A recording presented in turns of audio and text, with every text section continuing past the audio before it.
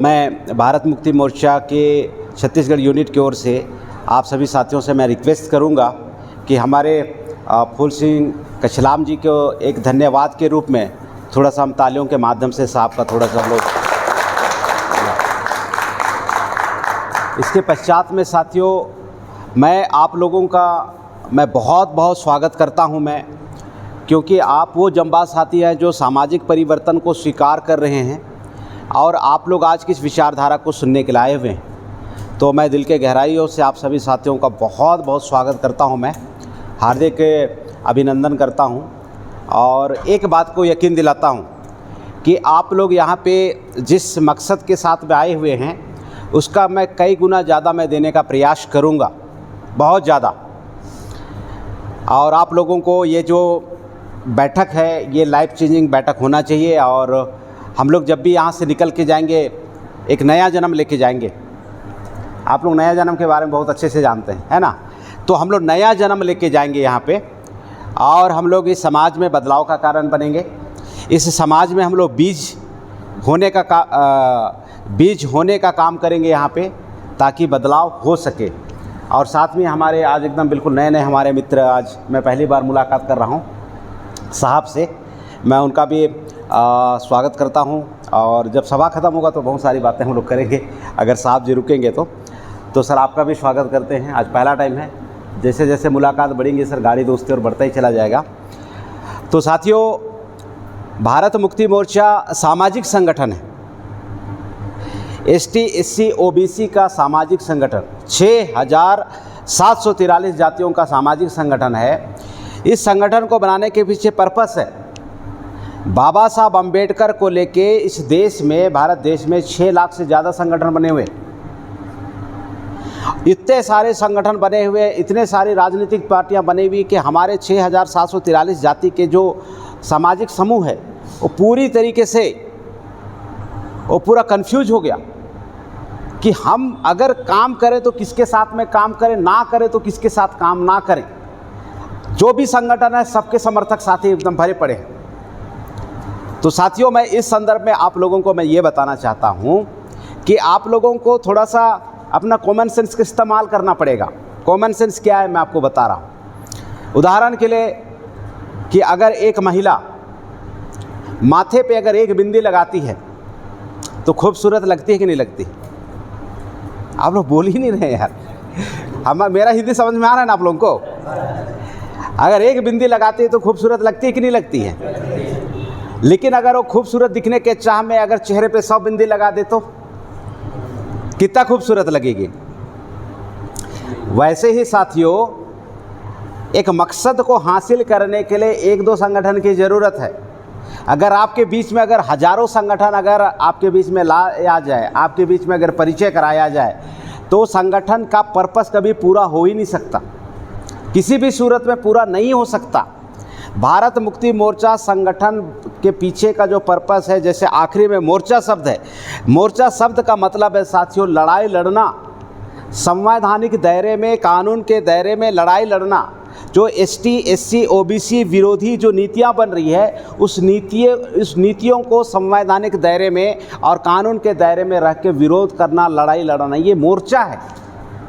ये happy birthday मनाने का संगठन नहीं है, ये हमारे महापुरुषों का जय जयकार करने का संगठन नहीं है, ये शुद्ध रूप से लड़ाई लड़ने का संगठन है, हक और अधिकार के लिए लड़ाई लड़ने का संगठन है।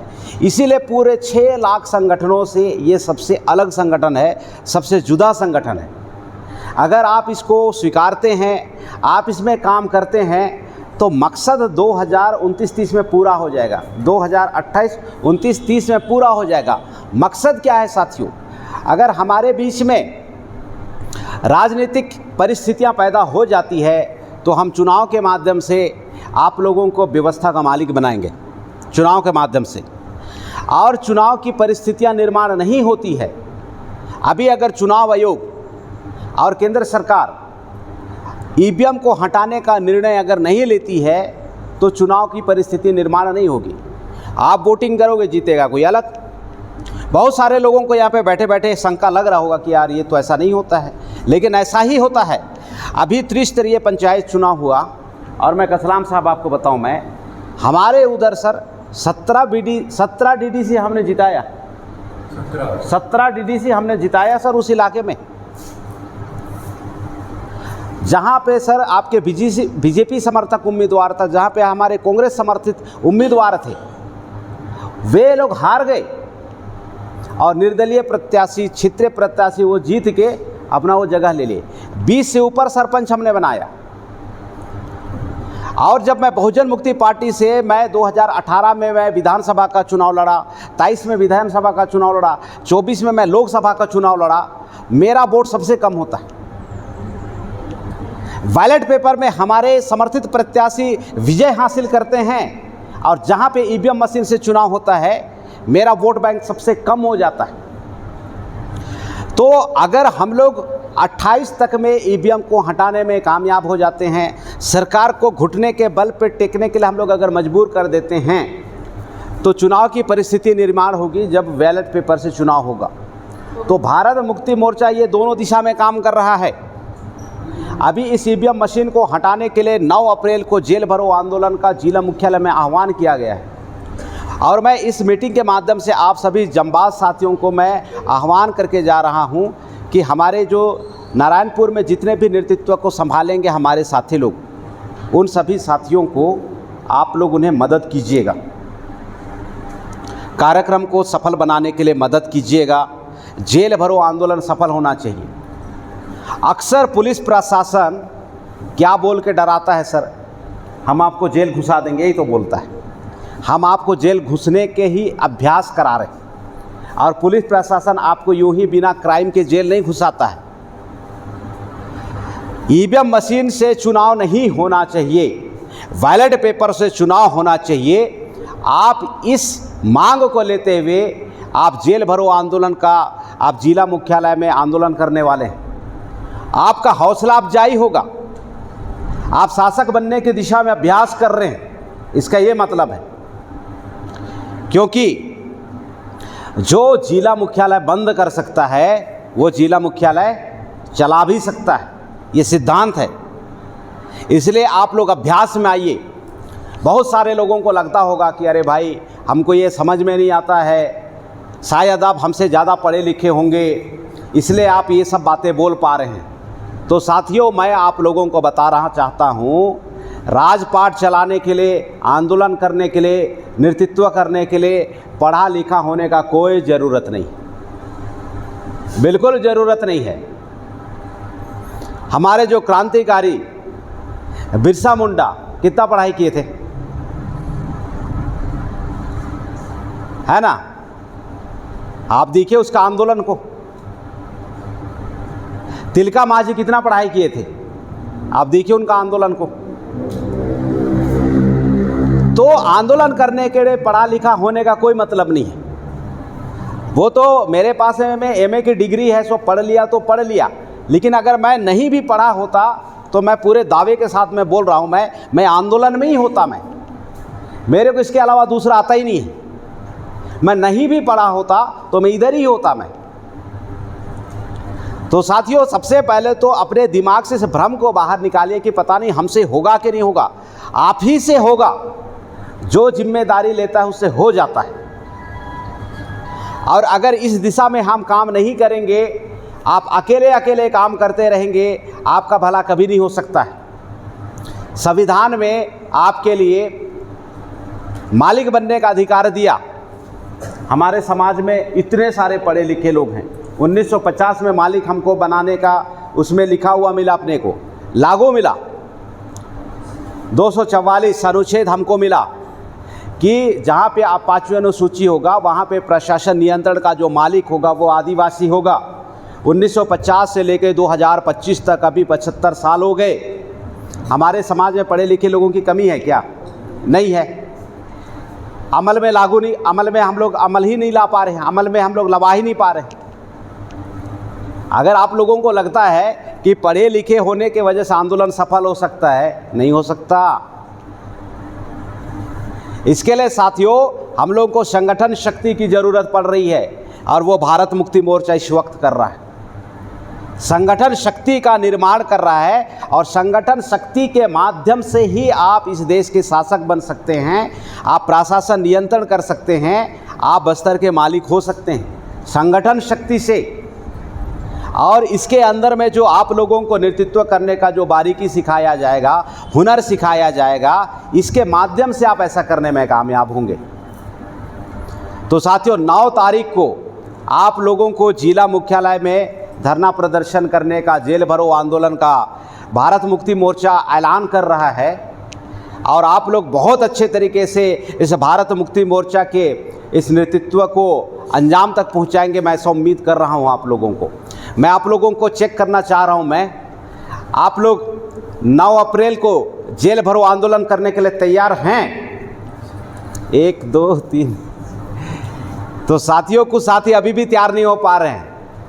मैं फिर दोबारा आप लोगों से पूछना चाह रहा हूं, आप लोग 9 अप्रैल को जेल भरो आंदोलन करने के लिए तैयार हैं? तो साथियों, ये जो मामला है बहुत आसान है, बहुत आसान है, अभ्यास है।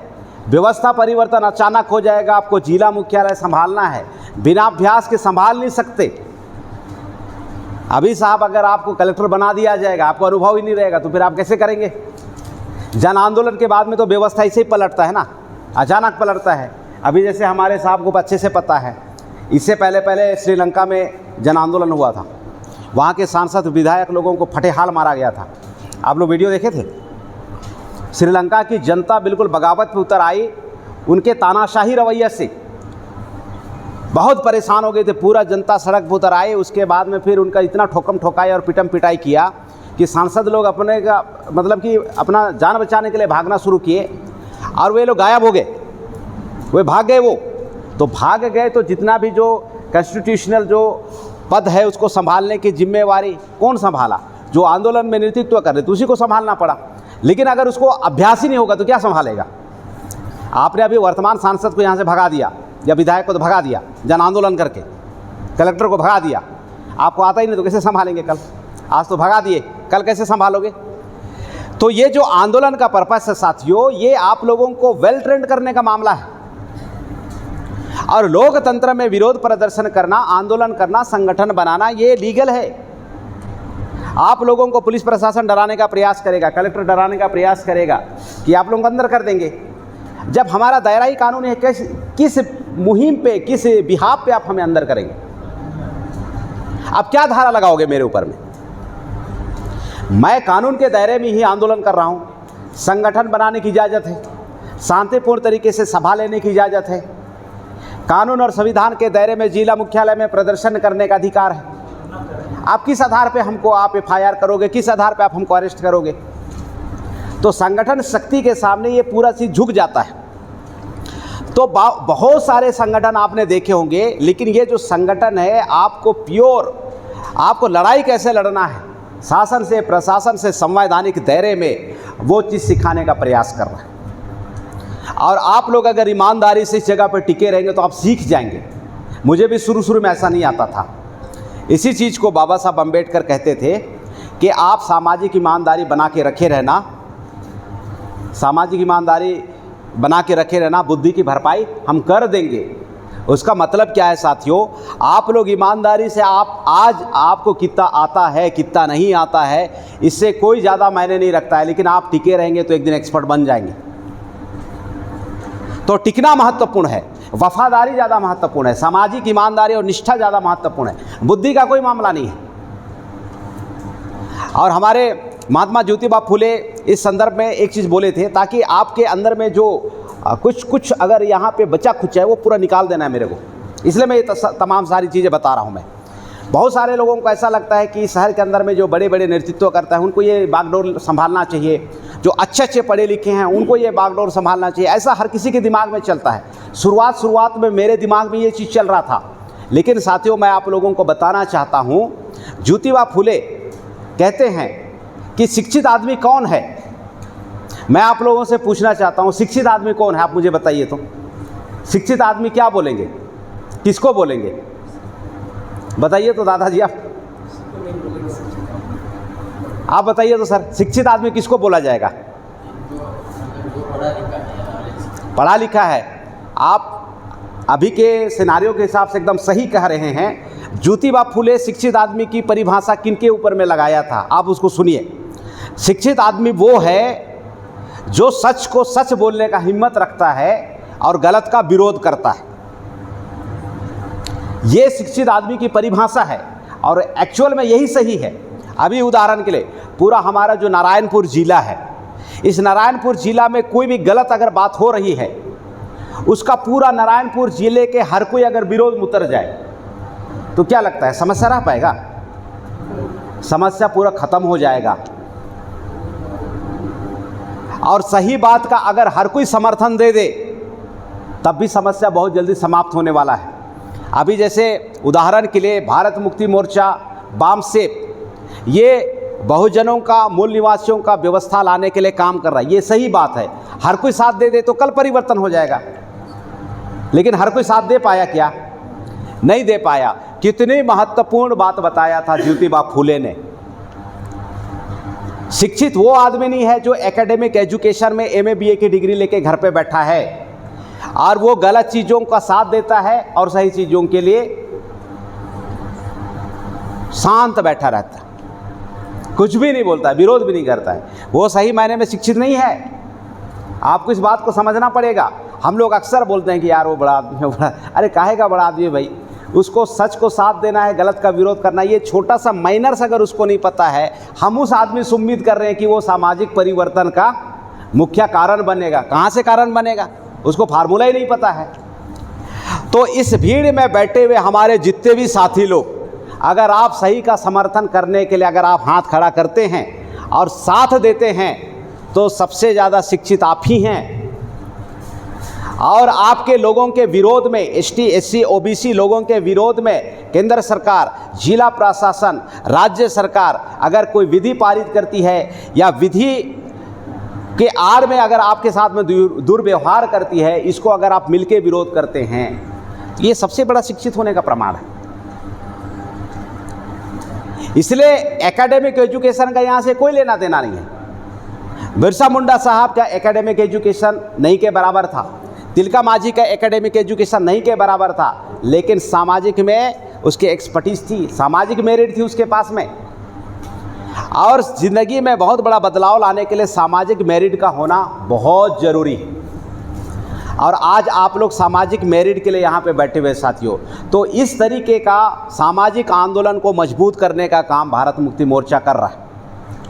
राष्ट्रीय आदिवासी एकता परिषद आदिवासियों के लिए, उनकी संवैधानिक जागृति के लिए काम कर रहा है, उनकी संवैधानिक लड़ाई लड़ने के लिए तैयारी कर रहा है। जिस किसी भी पर्सन को भारत मुक्ति मोर्चा के संगठन में अगर काम नहीं करना है और वो आदिवासी है, तो राष्ट्रीय आदिवासी एकता परिषद में काम कर सकते हैं। जो हमारे ओबीसी के समाज हैं, ओबीसी समाज के जो लोग हैं, वे लोगों के लिए राष्ट्रीय पिछड़ा वर्ग मोर्चा नाम का संगठन है। जो किसान साथी हैं, जिसको किसानी में खासी दिलचस्पी है, उनके लिए राष्ट्रीय किसान मोर्चा है। जो यहाँ पे क्रिश्चियन बैठे हुए हैं, उनके लिए राष्ट्रीय क्रिश्चियन मोर्चा सामाजिक संगठन बना हुआ है। विद्यार्थियों के लिए विद्यार्थी मोर्चा का संगठन बना हुआ है। ऐसे हमारे पास में 90 संगठन है, सभी वर्ग के लोगों को जोड़ने के लिए, सभी कैटेगरी के लोगों को जोड़ने के लिए, ताकि भारत में 28 से लेकर 30 तक में जन आंदोलन का माहौल खड़ा किया जा सके। कानून और संविधान के दायरे में जो कॉन्स्टिट्यूशन में प्रारूप लिखा हुआ है बदलाव करने का, उसी चीज़ पे, और आप यकीन मानिए आप इस संगठन में रहेंगे, आपके ऊपर में FIR नहीं होना है, आपको अनावश्यक रूप से जेल नहीं घुसाना है, क्योंकि आप लोगों को यहाँ पे इतना ज़्यादा पारंगत बनाया जाएगा काम करने में, आपके माध्यम से गैर कानूनी काम होगा ही नहीं। आप इतना भरोसा रखो। प्रशासन बड़ा सचेत रहता है। भारत मुक्ति मोर्चा के किसी भी कार्यकर्ता को जब भी आप जेल घुसा दोगे तो उसको नुकसान के बजाय फ़ायदा हो जाता है। 27 फरवरी को हम लोग इसी टाइप का प्रबोधन कर रहे थे सल्याटोली मैदान में। हमारे 12 साथियों को अरेस्ट करने का सरकार ने भूल किया, प्रशासन ने भूल किया, हमारा मोरल को तोड़ने का प्रयास किया। लेकिन साथियों, जो प्रशिक्षित होता है वो विषम परिस्थिति में और मजबूत होता है। जो प्रशिक्षित नहीं होता है वो विषम परिस्थिति में टूट जाता है, बिखर जाता है। हम लोग प्रशिक्षित थे, जेल के अंदर में हम लोगों को फिर संगति करने का मौका मिला, एसोसिएट होने का मौका मिला। हम लोग 7 दिन जेल में थे, आंदोलन को कैसे और मजबूत किया जाए इसी के संदर्भ में ही बात होता था। उसमें से हमारे एक मित्र हमको हमेशा सलाह देते थे, जब तक कोर्ट में आपका केस ख़त्म नहीं हो जाएगा आप ऐसा भाषण मत करना मेरे भाई, नहीं तो हम लोगों को ये प्रशासन छोड़ेगा नहीं। मैं उसका हौसला अफजाई के लिए हाँ हाँ बोलता था, और जैसे मुझे मौका मिलता गया मैं संबोधन करते गया हमारे लोगों को। बैक टू बैक मेरे ऊपर में 5 FIR हो गया, 5 FIR हुआ। उसके बाद में हमें भी समझ में आने लगा कि आंदोलन कैसे लड़ा जाए, कानून के दायरे में रहते हुए, संविधान के दायरे में रहते हुए। साथियों, हमने काउंटर FIR फाइट करना शुरू किया, और मैं अपने लिमिट को कभी नहीं भूला। मैं कानून और संविधान के दायरे में ही लड़ाई लड़ूंगा। मुझे कलेक्टर को जवाब देना है, मैं संवैधानिक तरीके से जवाब दूंगा। मुझे पुलिस प्रशासन से बात करना है, मैं संवैधानिक दायरे में करूंगा। आपको वो फंसा ही नहीं सकते। इससे धीरे धीरे सामाजिक आंदोलन मजबूत होता चला गया। तो हमारे पास में इतनी सारी चीज़ें हैं आज के समय पे। तो बहुत सारे लोगों को, आप लोगों को ऐसा लग रहा होगा साथियों, कितना सारा सामाजिक संगठन, इतना सारा हमारे बीच में राजनीतिक पार्टियां हैं, इतने सारे हमारे पास में NGOs हैं, तो इस नया संगठन में आने के बाद में हम करेंगे क्या? तो साथियों, मैं आप लोगों को बता रहा हूं, आप लोगों को मापदंड नाम का फार्मूला को आपको इस्तेमाल करना पड़ेगा। मापदंड को समझना पड़ेगा। अभी जैसे समाज में हम किसको अगुवा चुने, एक हमारे पास में एक बहुत बड़ा सवाल खड़ा हो जाता है। हम किसको अगुवा चुने, किसको अगुवा ना चुने, क्योंकि आदिवासी ही कांग्रेस का प्रत्याशी है, आदिवासी भाजपा का प्रत्याशी है, आदिवासी ही विभिन्न तमाम तरह के जो राजनीतिक पार्टियां हैं उसका प्रत्याशी है। हमारा समाज कंफ्यूज हो जाता है, किसके ऊपर में विश्वास करें। अरे तुम भी हो, वो भी है, वो भी है, वो भी है। तो इसके लिए आपको मापदंड इस्तेमाल करना पड़ेगा। मापदंड क्या है? मापदंड है एक प्रत्याशी को, एक नेतृत्वकर्ता को नापने का, उसका जो एक्शन है सामाजिक कल्याणकारी कामों में उसकी गतिविधि कैसा होती है, उसका काम करने का तरीका किस तरीके है, वो मापदंड है। पहला मापदंड है सामाजिक हित। पहला मापदंड किसी भी नेतृत्वकर्ता का पहला मापदंड नाद उसके कामों को नापने का तरीका है, सामाजिक हित में वो काम कैसा कर रहा है। नेतृत्व को, आंदोलनकारियों को नापने का है। अभी जैसे मैं किसी आंदोलन का बीड़ा उठाया और वो आंदोलन को मैं सफल करने के लिए हमारे ओर से किसी तरह का प्रयास ही नहीं चल रहा है, इसका मतलब क्या है कि मैं कहीं ना कहीं समझौता कर रहा हूं।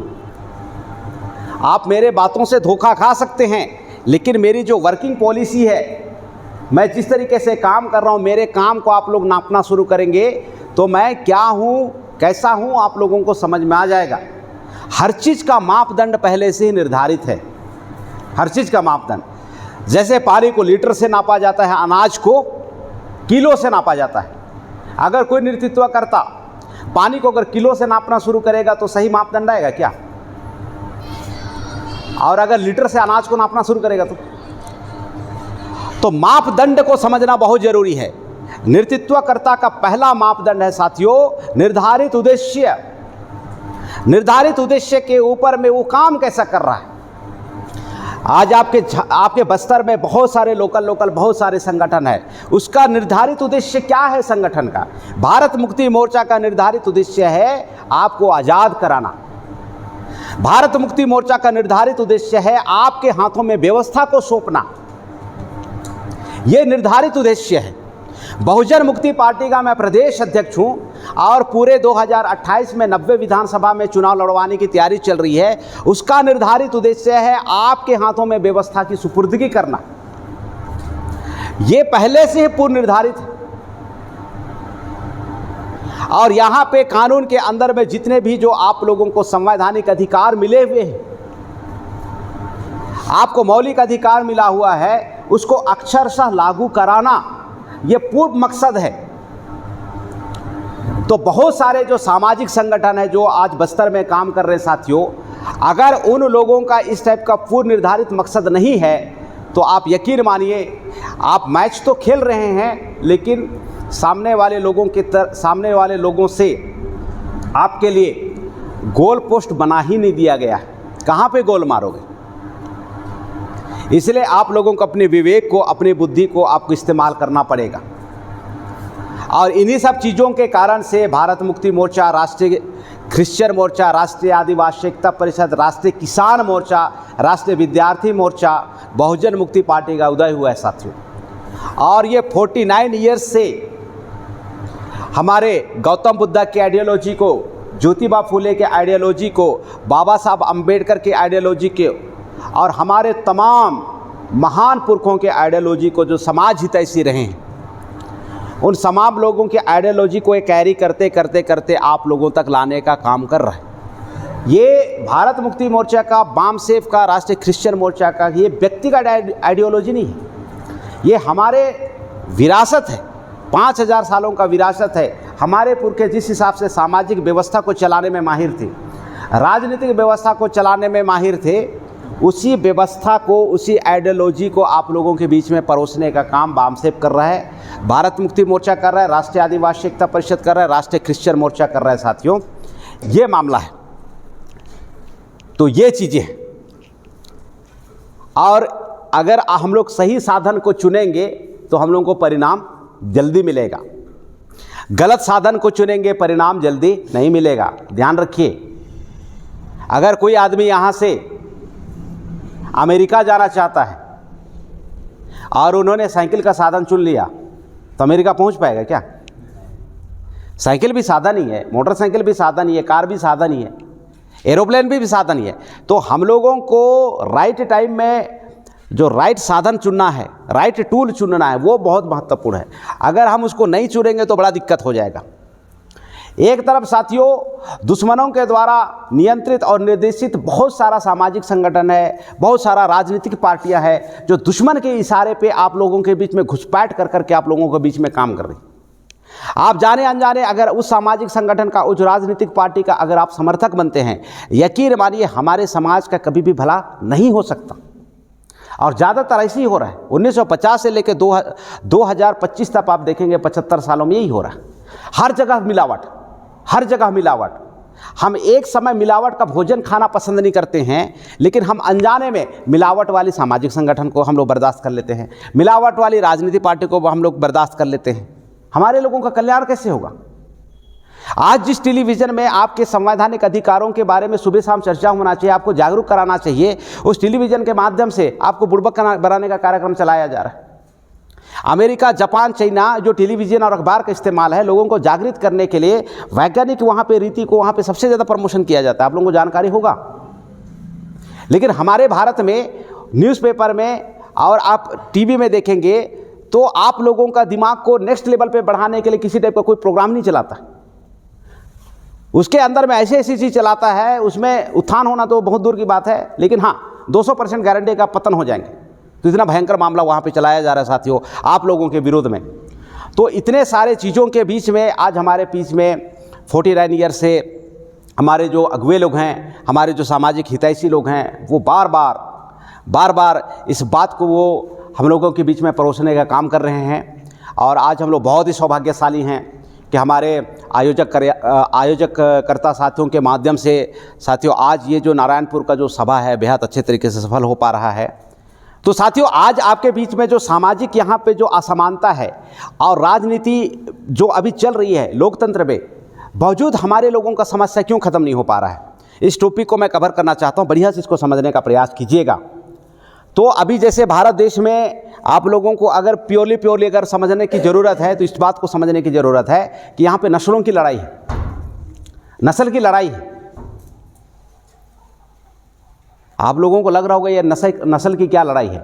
तो साथियों यहाँ पे जो अभी जो रूलर बन के बैठा हुआ है, यहाँ पे रूलर बन के बैठा हुआ है, वो 3.5% ब्राह्मण जाति के लोग यहाँ पे रूलर बन के बैठे हुए हैं। 3.5% लोग, 3.5% लोग अगर यहाँ पे नारायणपुर में अगर पंचायत का चुनाव लड़ना चाहें और 3.5% का वोट एक साइड में और 96% का वोट अगर एक साइड में पड़ेगा साथियों, तो वार्ड पंच का चुनाव लोग जीत नहीं सकता। लेकिन देश की पंचायत का वो प्रधानमंत्री बना रहे हैं। क्यों? कैसे? आपके समर्थन से। आपके समर्थन से ऐसे बनाने का काम उन लोग कर रहे हैं। उन्होंने कांग्रेस पार्टी बनाया 1885 में, हमारे मूल निवासी समाज के लोगों को कांग्रेस पार्टी का समर्थक बनाया। 1980 में भी उन्होंने बीजेपी पार्टी बनाया, बीजेपी पार्टी का समर्थक हमारे मूल निवासियों को बनाया।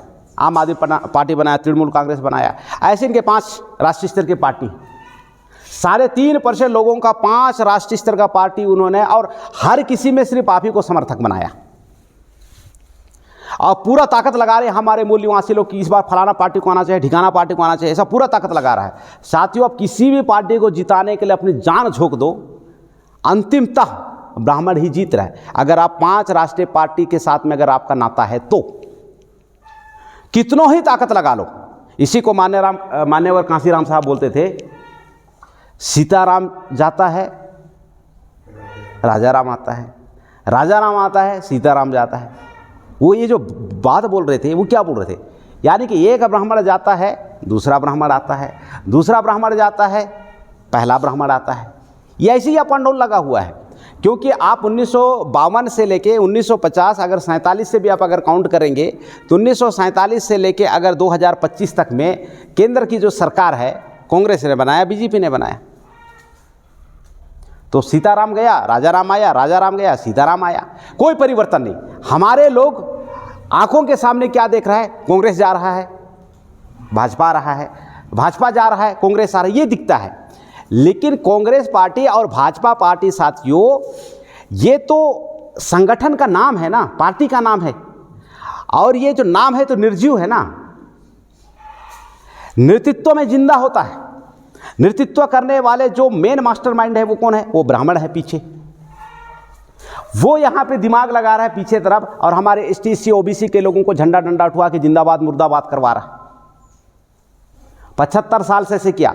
जब संविधान लिखा जा रहा था तो यहाँ पे रूलिंग और ओपोजिशन का यहाँ पे बताया गया था साथियों, रूलिंग और ओपोजिशन होगा तो रूलिंग में अलग पार्टी होगा, ओपोजिशन में अलग होगा।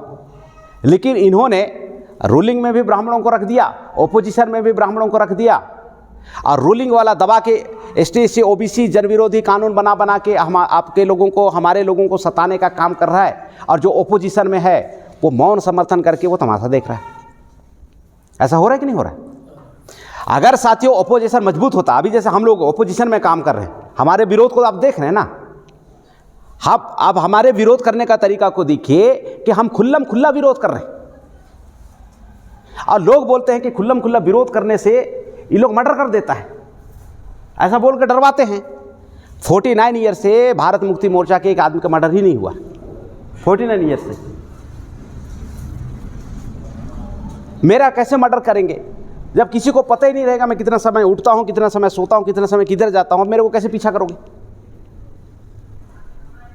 49 ईयर से भारत मुक्ति मोर्चा बामसेफ के कार्यकर्ताओं का हत्या ही नहीं हुआ है। ये जो डर का माहौल है मैं निकालने का प्रयास करो, ये सब पूरा फर्जी बातें हैं। आप एक बार हिम्मत के साथ में आप खड़े हो जाइए, भुला जाइए मर्डर करना इतना आसान नहीं है।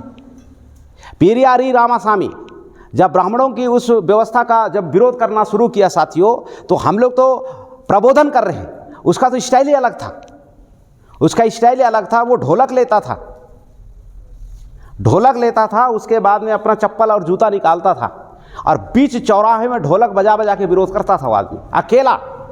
कितना साल जिंदा था पता है? 99 साल जिंदा था। वो जब तक जिंदा था वो किसी को नहीं बख्शा वो आदमी, वो अकेले वो ढोलक पकड़ता था। उसके बाद में जो मेन चौराहा है ना सर, जहाँ पे हजारों लोग इकट्ठा हो सकते हैं, ऐसे चौराहा में जाके वो पूरा ढोलक बजाता था। और वो ढोलक वो हाथ से नहीं बजाता, वो चप्पल और जूता से बजाता था। उसका स्टाइल था प्रचार करने का। 99 साल तक, अंतिम समय तक उसका वही क्रियाकलाप चलता रहा। तो ऐसा बिल्कुल मत सोचिएगा कि इधर मर्डर हो जाएगा। आपको संगठित होने की ज़रूरत है। संगठित नहीं होंगे तो दिक्कत हो सकता है। क्यों मैं आप लोगों को बता रहा हूँ, यहाँ पे कितने साथी लोग आदिवासी, थोड़ा हाथ खड़ा कीजिए तो। इतने साथी लोग आदिवासी हैं। आदिवासियों की एक शिकार करने की गजब की प्रवृत्ति है। मैं आप लोगों को थोड़ा सा मैं बताना चाह रहा हूँ। शिकार करते हैं तो अभी जैसे मैं उरांव आदिवासी हूँ, तो उरांव आदिवासियों की जो बोली होता है उसका नाम कुणुख है। तो कुणुख में एक सेंदरा शब्द इस्तेमाल किया जाता है, सेंदरा। आप लोग सेंदरा शब्द से परिचित हैं क्या? सिंदरा सबसे पहले। अब शिकार करने का जो हमारे तरफ के जो आदिवासी हैं, जो उरांव आदिवासियों का जो शिकार करने का तरीका क्या था, मैं बता रहा हूँ, फिर आप लोग मुझे थोड़ा सा समझ में आ रहा है नहीं आ रहा है मुझे बताइएगा। तो शिकार करने का जो फंडामेंटल रूल क्या था कि हम लोग जैसे जाते थे जंगलों पे जाते थे, तो वहाँ पे अगर बहुत सारे हम लोगों को अगर जंगली जानवर हमको मिले तो हमारा फोकस हर जानवर पे नहीं होता था। हम लोग उसमें से एक जानवर को छांटते थे और पूरा उसको हम लोग साइड करते थे और पूरा उसको घेर के हम लोग उसको बोलते थे, उसको शिकार करना को कुड़क बोली में उसको हम लोग सिंदरा करते थे एक को। अगर वो जानवर होशियार होता और दुश्मनों की चाल को समझ जाता, शिकारी के चाल को समझ जाता कि ये मेरे को अभी सेग्रीगेट करने का प्रयास कर रहा है, अकेले करने का प्रयास कर रहा है, वे सभी लोग अकेले ही नहीं होते, है ना, अकेले ही नहीं होते, तो शिकार करने वाले को बड़ा मुश्किल हो जाता, वो किसके ऊपर में फोकस करे। लेकिन वो उस शिकार का जो पहला रूल था कि सेग्रीगेट करते थे, भीड़ से एक को अलग करने का प्रयास करते थे और पूरे लोगों का फोकस ऐसे होते थे। इन लोगों का आज जो मामला ऐसा ही है कि इन लोग अकेले पर्सन को, जो गैर संवैधानिक तरीके से जो काम कर रहा है, उस पर्सन को लोग टारगेट करता है। आप पूरा संगठित शक्ति के साथ में काम कीजिए, ना आपके ऊपर में FIR होगा, ना ऐसा कोई घटना यहाँ पे घटेगा। 49 ईयर्स का बात है भाई, मैं अपने मुंह से ऐसा नहीं बोल रहा हूँ। संगठन चल रहा है भारत देश में और जितनी भी जो संवैधानिक बातें हैं पूरा खुल के हो रही है। तो इस तरीके से आपके समाज के लोगों के लिए यहाँ पे सेफगार्ड प्रदान होगा यहाँ पे। तो साथियों, इसमें आप लोगों को इस बात को ध्यान रखने की ज़रूरत है कि आप लोग यहाँ पे अगर दुश्मनों की संगठन को अगर मजबूत करने का जो ठेका जो हमारे लोग कुछ लोग लेके रखे हुए हैं, अगर वो ठेका को अगर आप लोग अगर यहाँ पे चलने देंगे तो फिर ये दिक्कत है, तब ये दिक्कत है। लेकिन अगर आप उस ठेका को अगर थोड़ा सा यहाँ पे डिस्ट्रॉय करते हैं, आप उसको डाइवर्जन करते हैं, तो ये मामला बहुत आसानी से यहाँ पे काम हो जाएगा, बहुत आसानी से काम हो जाएगा। आज जो भारत के अंदर में जैसे जो लोकतंत्र चल रहा है, इसमें जो सबसे पावरफुल चीज़ है आज के समय पे संवैधानिक पद। तो हम लोग आप लोगों को कानून और संविधान के दायरे में जिसकी जितनी संख्या भारी, उसकी उतने हिस्सेदारी के अकॉर्डिंग हम लोग आपको आपके संवैधानिक पद को कब्जा करने के बारे में हम लोग आप लोगों को बताने का प्रयास कर रहे हैं। सरकार पे बैठना है आपको, प्रशासन पे बैठना है आपको, शासन पे बैठना है, प्रशासन पे बैठना है, जुडिशरी में बैठना है, मीडिया में बैठना है। ये लोकतंत्र का आज संवैधानिक पद है और हथियार भी है। संवैधानिक पद भी है, हथियार भी है। थाना प्रभारी को बिठाया जाता है साथियों कि वो अपराधियों के ऊपर नकेल कसे, है ना साहब, थानेदार के ऊपर में ये जिम्मेदारी लगाया गया है सरकार के द्वारा। लेकिन थानेदार अपराधियों को संरक्षण देने का काम करेगा तो कैसे काम चलेगा? आज यही हो रहा है ना बस्तर में, अपराधियों को संरक्षण दो और जो बेकसूर है उनको सताने का काम करो, यही तो चल रहा है। ऐसा क्यों चल रहा है कि हमने सभी चीज़ों को पकड़ने में कामयाब हुआ, सभी चीज़ों को, लेकिन हमने उस संवैधानिक को पद पकड़ने ही भूल गए। जिस जगह से समाज नियंत्रित हो सकता है, लोकतंत्र में ये जो संवैधानिक पद है, ये सबसे बड़ा हथियार है, सबसे बड़ा अधिकार है। हम लोग किसी जगह पे चूक रहे। जो हमारे 5वीं अनुसूची क्षेत्र में हमारे आदिवासी को कलेक्टर होना चाहिए, गैर आदिवासी कलेक्टर बन के आता है, आपके समाज का कैसे नेतृत्व करेगा? हमारे कोंडागांव में आदिवासी कलेक्टर है क्या? यहाँ पे गैर आदिवासी है। अब गैर आदिवासी आपके बारे में सही क्यों सोचेगा? वो तो अपने समाज के बारे में सोच रहा है और कर भी रहा है। तो ये हर जगह पे यही पैटर्न है, इनका काम करने का यही पैटर्न है। संवैधानिक पद जिसको मैं हथियार बोल रहा हूँ, लोकतंत्र में अगर आप हथियार नहीं चलाना जानेंगे और हमारे पुरखों का हथियार को चलाएंगे तो आपके ऊपर में अपराध दर्ज हो जाएगा। अभी वर्तमान समय में जो हथियार है साथियों, वो हथियार इस समय पे संवैधानिक अधिकार है। वो अधिकार हथियार की तरह है, आप उसको चलाएंगे तो बहुत अच्छा हो जाएगा। और ये संगठित शक्ति से हम लोग अचीव करेंगे, संगठित शक्ति किसे? तो संगठित शक्ति सामाजिक रूप से बढ़ाने का काम भारत मुक्ति मोर्चा कर रहा है। राजनीतिक शक्ति हथियारने के लिए जो बहुजन मुक्ति पार्टी है वो निरंतर काम कर रही है। और जब बहुजन मुक्ति पार्टी अगर सेंट्रल में सबसे पहले आ जाता है साथियों, वहाँ पे ST SC OBC हितकारी कल्याणकारी कानून वहाँ पे बनेंगे और उसका इम्प्लीमेंटेशन के ऊपर में विशेष ध्यान दिया जाएगा। हर नागरिक यहाँ पे खुशहाल हो जाएगा, ये पहली बात है। अगर हम ईवीएम को हटाने में कामयाब होते हैं, और इसमें आप सभी साथियों को साथ सहयोग देना होगा। उसके बाद में सेकंड नंबर पे साथियों, हम लोगों के पास में अगर वो परिस्थितियाँ किसी भी सूरत में अगर निर्माण नहीं होती तो हमको प्लान ए और प्लान बी लेके तो चलना पड़ेगा ना। अगर हम लोगों को वहाँ पे अगर नहीं बन पा रहा है तो सेकेंडरी पे हम लोगों को जन आंदोलन का रास्ता हम लोगों को निभाना पड़ेगा। जन आंदोलन के रास्ते के लिए साथियों हम लोगों को करोड़ों लोगों को तैयार करने की ज़रूरत है, और मैं आप लोगों की पोटेंशियल बहुत अच्छे तरीके से मैं जानता हूँ। आप लोगों के पोटेंशियल यहाँ पे जितने भी बैठे हुए हैं, मैं आप लोगों के पोटेंशियल को बहुत अच्छी तरीके से मैं जानता हूँ कि आप लोगों में प्रचारक बनने की गजब की मतलब क्षमता है। आप लोग प्रचारक हैं, कॉन्स्टिट्यूशनल प्रचारक बन जाएंगे, बहुत गजब का परिवर्तन आ जाएगा। करोड़ों लोग के लोग इकट्ठा हो जाएंगे, और इस व्यवस्था से नाखुश करोड़ों लोग अगर रोड पर उतर जाएंगे साथियों, तो माननीय वामन मेश्राम साहब कहते हैं कि चना मुर्रा खाते खाते ही पूरा का पूरा व्यवस्था परिवर्तन हो जाएगा। आपको कुछ नहीं करना है, रोड में आना है, उसके बाद में बैठ के चना मुर्रा करना है, 2-3 घंटा बैठ जाना है।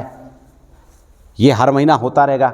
सरकार का यहाँ पे बदनामी होगा, बार बार वो जो न्यूज़ है वो इंटरनेशनल होने वाला है, और बोलेंगे कि यार अभी जो वर्तमान समय में जो बीजेपी की सरकार है वो सरकार चला ही नहीं पा रही है, उसके नागरिक लोग संतुष्ट नहीं हैं, हर महीने वहाँ पे भारत बंद होता है।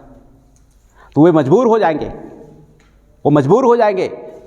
और वही चीज़ बोला जा रहा है कि जो भारत बंद कर सकता है वो भारत चला भी सकता है। तो इतना ज़्यादा समर्थन हासिल करने के लिए भारत मुक्ति मोर्चा यहाँ पे प्रयास कर रहा है साथियों। और हम लोग आज इस सामाजिक संगठन में भारत मुक्ति मोर्चा में हम लोग अभी भी लर्निंग में हैं, हम लोग भी सीख रहे हैं। हम लोग ट्रेलर हैं, हम लोग प्रोमो हैं आज आप लोगों के लिए। और माननीय मूल निवासी नायक वामन मेश्राम साहब 4 अप्रैल को आपके रायपुर शहर में आ रहे हैं। मैं समस्त बस्तर के लोगों को इनवाइट कर रहा हूँ, ये पिक्चर देखने के लिए ज़रूर आइए रायपुर। मैं और सुनील साहब आज हम लोग आप लोगों के लिए ट्रेलर है, हम लोग पिक्चर नहीं है। पिक्चर देखने के लिए आप लोगों को रायपुर में 4 अप्रैल को मेश्राम साहब को सुनने के लिए आप लोग रायपुर आइए, बड़ी तादाद में आइए। आप लोगों के अंदर में बहुत क्षमता है, पूरा बस्तर को उठा के लाइए। हम लोग जिनको सुन के, जिनको देख के हम लोग उनसे सीख रहे हैं, तो हम लोग चाहते हैं कि डायरेक्ट आप लोग भी उन्हीं से सीखें। और 4 तारीख खूब सारा ऊर्जा लेके आएँ, और 9 तारीख का जो जिला मुख्यालय का यहाँ पे जो जेल भरो आंदोलन है ईवीएम के विरोध में, उसको सफल कर पाएँ। ओबीसी समाज के हमारे साथी अगर बैठे हुए हैं साथियों, तो ओबीसी की जाति आधारित जनगणना 1931 से हो ही नहीं पाया है। तो जाति आधारित जनगणना के समर्थन में भारत बंद है। ईवीएम के विरोध में जेल भरो आंदोलन है। जाति आधारित जनगणना के समर्थन में 9 अप्रैल को जेल भरो आंदोलन है, और 1 जुलाई को भारत बंद का कार्यक्रम लगा के रखा गया है। तो आप ज़्यादा से ज़्यादा साथियों को वहाँ पे लेके आएंगे तो यकीन मानिए कमाल की ऊर्जा का संचार होने वाला है, बहुत ज़बरदस्त ऊर्जा का संचार होने वाला है। आप लोग वामन मेश्राम को कितने साथी लोग डायरेक्ट से देखे हुए हैं? थोड़ा सा हाथ खड़ा करके मेरे को बताइए। तो आप में से कोई साथी लोग नहीं देखे? मोबाइल पे देखे हैं? मोबाइल पे देखे ना। 4 अप्रैल आप अपने डायरी पे इस डेट को लॉक कर लीजिए। डायरी नहीं है तो दिमाग में लॉक कर लीजिए। यहाँ से ज़्यादा दूर नहीं है रायपुर, आप लोग ज़रूर आइए। हम लोग आप लोगों के जो मोबाइल नंबर जो लेके जाएंगे उसमें उसका वो आता पता हम लोग दे देंगे। आप लोगों को वहाँ पे आना है, आप उनको ज़रूर दिखिए, ताकत मिलेगी। जिसके पास में 49 ईयर्स का आंदोलन करने का तजुर्बा है, सोचो कितना गजब का आदमी है। मेरा लंबे समय का आंदोलन करने का तजुर्बा नहीं है, मेरा 10 साल हो रहा है। और 10 साल में जैसे ही भारत मुक्ति मोर्चा का लेटर पैड जाता है कलेक्टर के पास में, तो सुनील साहब का सिग्नेचर होता है। बहुजन मुक्ति पार्टी का जैसे ही लेटर पैड जाता है उसमें मेरा सिग्नेचर होता है, रूपनारायण का। वो हम लोगों की इस गतिविधि को संवैधानिक दायरे में रह के काम करने के चीज़ों को देख के उसका दिमाग ख़राब हो जाता है। अरे यार अभी लोग आ गया, बहुत समस्या हो जाएगा। पिछले समय हम लोग एक सामाजिक आंदोलन किए हुए थे वहाँ पे सीतापुर में। तो सीतापुर में साथियों मैं आपको बता रहा हूँ साहब, एक जो पुलिस अधीक्षक, पुलिस महानिदेशक विवेक शुक्ला साहब वहाँ पे गए हुए थे, और बहस हो गया। तो उस बहस में हम लोग पूरी तरह से नियंत्रण करने का प्रयास कर रहे हैं, और वो पूरा फोर्स था, पूरे काफ़ी सारे हमारे जवान लोग, साथी लोग थे, और उस जवानों का जो नेतृत्व था वो विवेक शुक्ला साहब कर रहे थे। अब विवेक शुक्ला साहब के साथ में ऐसे बाती करते करते सर बहस हो गया। उसके बाद में फिर जब कुछ नियंत्रण ही नहीं हो रहा है, मैं दिमाग चला रहा हूँ, मैं क्या बोलूँ। अब पूरा एकदम से हज़ारों की संख्या में लोग जुटे हुए हैं, विरोधी करने वाले लोग इधर पूरा एकदम चिल्लम चिल्ली कर रहा है, और विवेक शुक्ला बीच बचाव करने का काम कर रहा है, और पूरा बहस चल रहा है। मेरा कहना था, अरे जो यहाँ पे उत्पाद मचा रहे उनको हटाओ, हम तो यहाँ पे शांतिपूर्ण तरीके से आर्टिकल 19 का यहाँ पे इस्तेमाल करते हो हम लोग सभा कर रहे हैं, इसमें हमारा क्या कसूर है?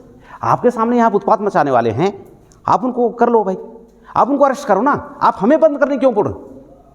जो गैर संवैधानिक कृत्य किया जा रहा है उसको यहाँ से हटाने का काम करो। हम तो कानून के दायरे में शांतिपूर्ण तरीके से सभा कर रहे हैं, आप हमें क्यों मना कर रहे हैं?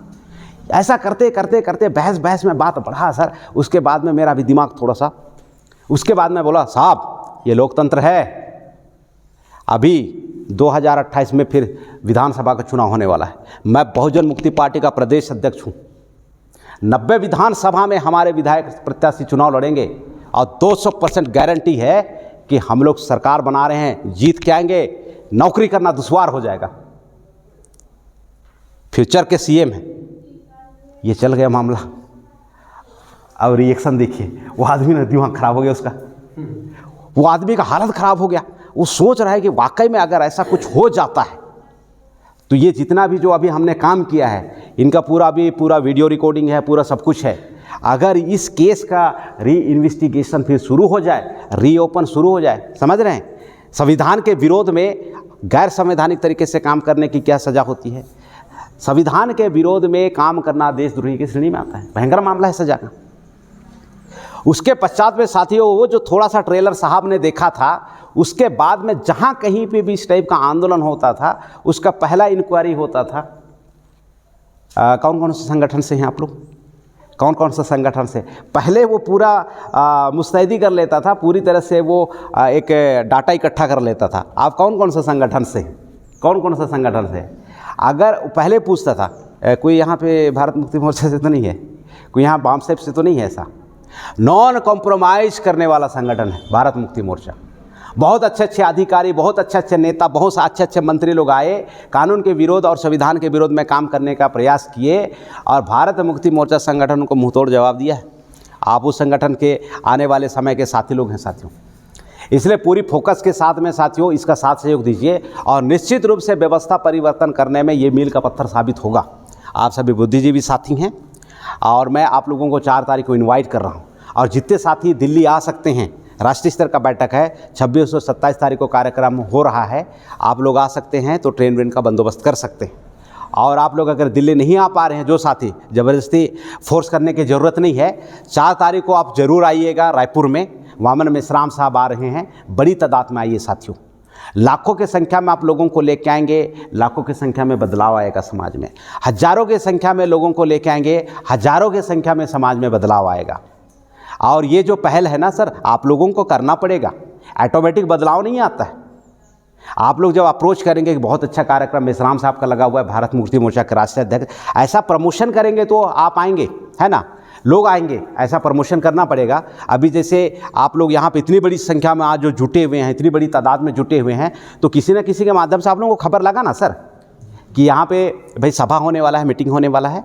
तो वैसे ही साथियों, यहाँ पे इनवाइट करने के अकॉर्डिंग यहाँ पे भीड़ आया हुआ है। तो 4 तारीख भी जब हम मेश्राम साहब को वहाँ पे सुनने के लिए जब आएंगे रायपुर में, तो उसका एक फार्मूला है सर, ज़्यादा से ज़्यादा लोगों को इसका सूचना दीजिए। ज़्यादा लोग आएंगे जल्दी परिवर्तन आएगा, कम लोग आएंगे थोड़ा धीरे परिवर्तन आएगा। और गुलामी लंबे समय तक साज श्रृंगार का चीज़ नहीं है कि इसको 10-20 साल तक और ढोया जाए। ये गुलामी झटक के फेंकने वाला चीज़ है, जितना जल्दी हम झटक के फेंकेंगे उतना ज़्यादा सही है। और डेट डिसाइड हो चुका है साथियों, 2028 से 30 का मामला है, लंबा समय नहीं है, 3-4 साल का मामला है। हम लोगों को करोड़ों समर्थन जुटाना है, आप लोगों को एक्सपर्ट वक्ता बनना है, और आप लोग एक्सपर्ट वक्ता बनेंगे ना साथियों, तो ये आसान होना चालू हो जाएगा। ये एक लोगों का काम नहीं है, हज़ारों लोगों का काम है। इसलिए मैं आप बस्तरवासियों को मैं हज़ारों की संख्या में इन्वाइट कर रहा हूँ। वो 4 तारीख का कार्यक्रम, उसके बाद 9 तारीख जिला मुख्यालय की तैयारी करना है, जेल भरो आंदोलन का। तो साथियों, आप लोगों ने मुझे वक्त दिया, मुझे सुना, इसके लिए आप सभी बस्तर के साथियों को, नारायणपुर के साथियों को दिल के गहराइयों से बहुत बहुत धन्यवाद। जय मुरली वासी।